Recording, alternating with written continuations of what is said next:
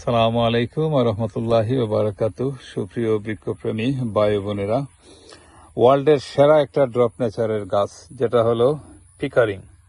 যদিও আমরা অনেক ড্রপ ভ্যারাইটির কথা বলে থাকি, কিন্তু এটা জেনুইনলি ড্রপ, যেটা 15-20 বছরেও এই গাছটি 8 থেকে 10 ফিটের বেশি উচ্চতায় যাবে না।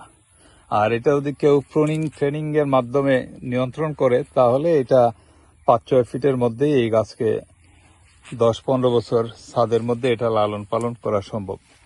তো এটা অ্যাকচুয়ালি গ্যারি জিলেরই ভাই অল্টার জিল ও একটা সিলেকশনের মাধ্যমে এটা কালেক্ট করে, এবং ধারণা করা হয় এই জাতটা খেরি এবং আরউইনের ক্রস পলিনেশনের মাধ্যমে এই জাতটা ডেভেলপ হয়। দেখেন, আমাদের এই গাছের বয়স প্রায় 6 বছর, এখন 4.5 থেকে 5 ফিটের মতো হাইট আছে, এবং আমটা অনেক মিষ্টি। আমেরিকাতে এটার অনেক চাহিদা। তারা ব্যাকইয়ার্ডে মূলত এই ড্রপ নেচারের গাছগুলা ওদের মেইন চুজ থাকে।